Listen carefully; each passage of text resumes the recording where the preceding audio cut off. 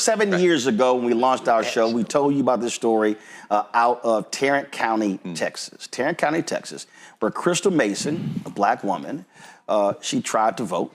Black grandmother out of Fort Worth. She was jailed for attempting to vote while on supervised release from federal prison. March 2024, she was acquitted of the charge. However, the racist Tarrant County DA, Phil Sorrells, who should be primaried, urged the state's highest criminal court to review that decision and to convict Mason again. Her attorney, Kim Cole, joins us right now. So, Kim, glad to have you here. First of all, Kim, for the people who don't know, tell again, what year was it that Crystal tried to vote? I'm sorry, Roland, I can't hear you. Can you hear me? Barely. All right, so guys, can y'all fix her audio, please? We want to make sure. So, Kim, can you hear me now? Yes, I can. All right, what year, what election was it where Crystal tried to vote? 2016. 2016. That's 9 years ago. Yes. Now, she tried, so her vote was never counted because they went after Correct. her.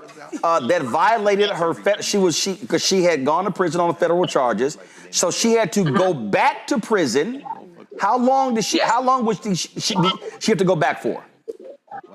She had to go back she was sentenced to a year. She had to do 10 months in federal prison, and also they reinstated her supervised release. All right, so she goes back for almost a year, reinstate supervised released. And y'all have been going back and forth, appeals court, all this sort of stuff.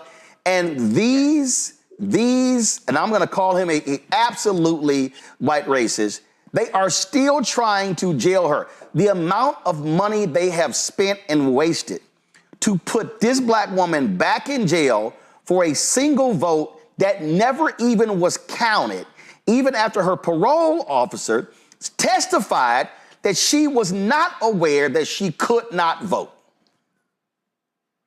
Correct. To me, it's an utter waste of taxpayer dollars and a complete abuse of the system. It was clear that Crystal did not know that she could not vote. In the trial, like you said, the supervisor over the entire district stated that they never informed her that she couldn't vote. He also said that they didn't even have a process in place to inform anybody whether or not they could vote. So nobody informed her.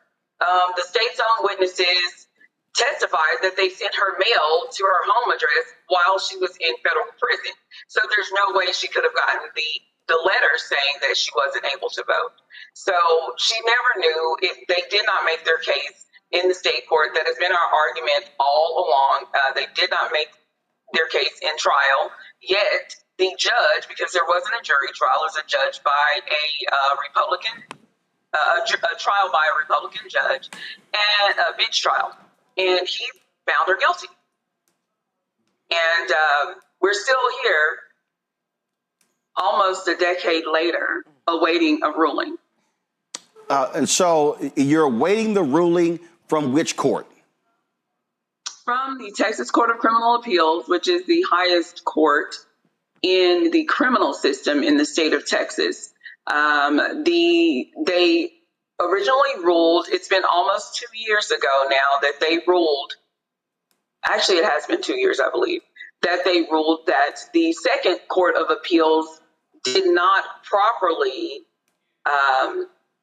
apply the law to Crystal's case. So they sent it back to the second Court of Appeals and had them take a second look at it and remanded it back to the second Court of Appeals. Now, the second Court of Appeals ruled in our favor, right, and the state has now filed for a discretionary review, and that's where we are right now. And let's let folks know, how long did y'all have to wait for that last decision? 18 months. So 18 months. So, and when did the clock start this second review? They filed in April of 2024. So we're close to 17 months at this point? Right. And so here we are almost 10 years later, and this sister still is having this over her head because the Tarrant County DA, Phil Sorrells, he wants to put this woman in prison for voting in a vote that was actually never counted, correct? Correct. What they want to do, Roland, is exactly what the prosecutor stated in Crystal's original trial. The prosecutor stated that they wanted to send a message to voters. There we go.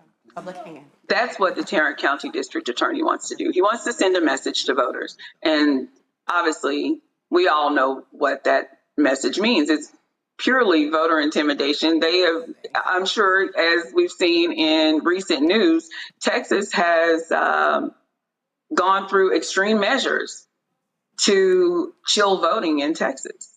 And this is one of their tactics, which began almost a decade ago.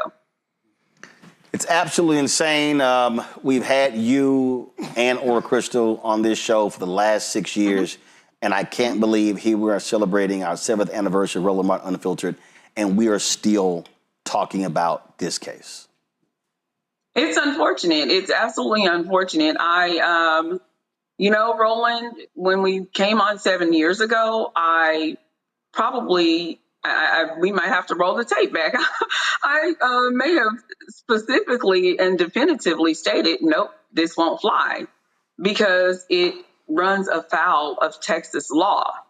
However, in today's climate, given the lengths that the Texas Republicans have gone to curtail voting and to send a message, I can't say what the outcome is going to be. I honestly can't.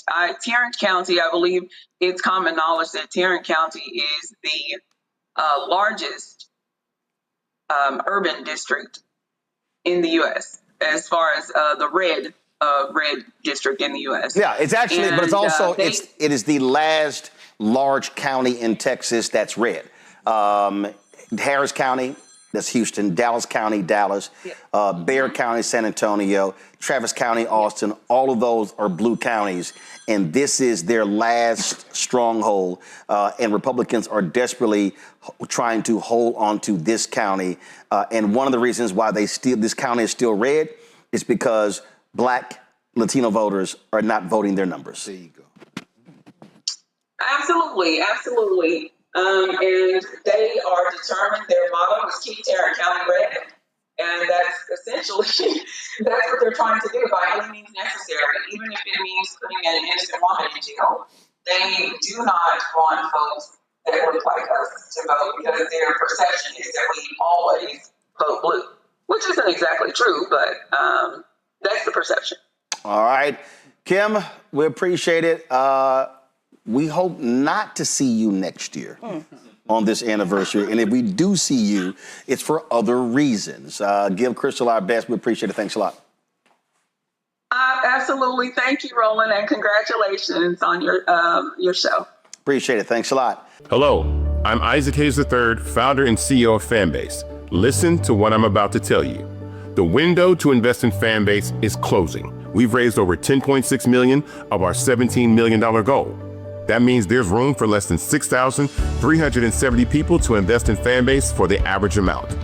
The minimum to invest in Fanbase right now is $399. That makes you an owner in Fanbase today. Go to startengine.com/fanbase to invest. Why? Because current social apps have taken advantage of users for far too long, with content suppression, shadow banning, harmful racist content, and no real tools for monetization and equity. Fanbase has over 1.4 million users and counting, allowing anyone to reach all their following and monetize their content from day one. Social media is the new TV, and whoever owns the apps that distribute that content have the opportunity to own potential billion-dollar companies. While big platforms with uncertain futures are failing to serve their users, Fanbase is stepping up to fill the gap. Don't wait until it's too late. Invest now, invest for yourself and your future. Go to startengine.com/fanbase and own the next generation of social media.